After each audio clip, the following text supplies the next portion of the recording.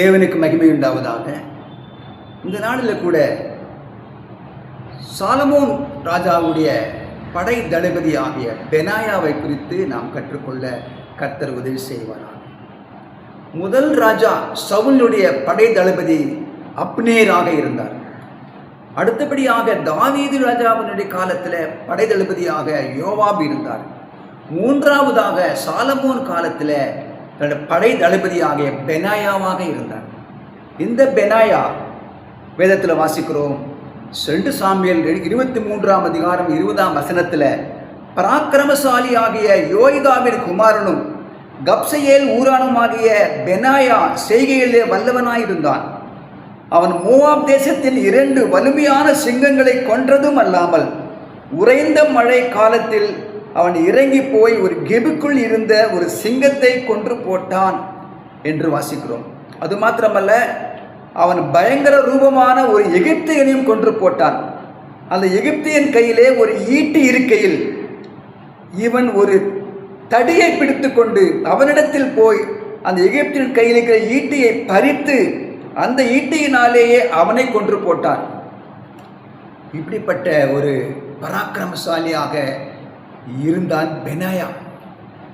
பெனாயா ஒரு பராக்கிரமசாலி, தனி ஒரு மனிதனாக சேனைக்குள் பாய்ந்து போகக்கூடியவர்கள் தான் பராக்கிரமசாலிகள். சாதோக்கு ராஜாவாக இருந்த சாலமோனுக்கு ஆசாரியனாக இருந்தார். அப்படியே 2 ராஜாக்கள், முதல் ராஜாக்கள் புஸ்தகம் 1ஆம் அதிகாரம் 38ஆம் வசனத்தில் இப்படியாக வாசிக்கிறோம். ஆசாரியனாகிய சாதோக்கும் தீர்க்கதரிசியாகிய நாத்தானும் யோய்தாவின் குமாரன் பெனாயாவும் கிரேத்தியரும் பிலேத்தியரும் போய் சாலமோனை தாவீது ராஜாவினுடைய கோவேறு கழுதைகள் மேல் ஏற்றி அவனை கீகோனுக்கு நடத்தி கொண்டு போனார்கள்.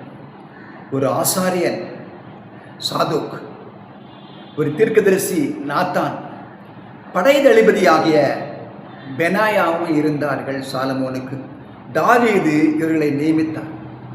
யோவாப் தாவீது ராஜாவுடைய சகோதரின் மகன், மிகவும் உண்மையுள்ளவன், நம்பிக்கைக்கு பாத்திரமானதான் இருந்தான். ஆனால் அப்சலோம் ராஜாவுக்கு எதிராக எழும்பின போது அப்சலோமுக்கு பின்னாலே போகாதபடி தாவீதோடு கூடயே இருந்தவர் பிற்பாடு அதோனியாவுக்கு பின்னாலே போய் தாவீதுக்கு எதிராக மாறிவிட்டார் என்று பார்க்கிறோம். தடுமாறிவிட்டார், தாவீதுக்கு எதிராகவே சென்று விட்டார் என்று பார்க்க முடிகிறது. ஆனால் சுயலாபத்திற்காக போய்விட்டார். தொடர்ந்து கடைசி வரை ராஜாவோடு தாவீதோடு இல்லாமற் போய்விட்டார். ஆனால் பெனாயா தடுமாறாதபடிக்கு கடைசி வரைக்கும் உண்மையாய் உத்தமமாய் சாலமோனோடு கூடவே இருந்து அந்த ஊழியத்தை நடத்தினார் என்று பார்க்கிறோம்.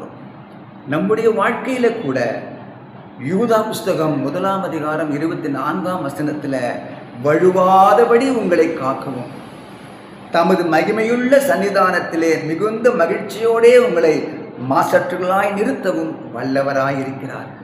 கடைசி வரைக்கும் அப்னேரை விட, யோவாபை விட, பெனாயாவை விட, எந்த படை தளபதியை விட நம்முடைய ஆண்டவராக இயேசு கிறிஸ்து சேனைகளின் அதிபதியாயிருக்கிறார். ஒரு தடுமாற்றமும் இல்லை, ஒரு தோல்வியும் இல்லை. அப்படிப்பட்ட ஒரு வாழ்க்கையை தேவன் நமக்கும் தருவார்.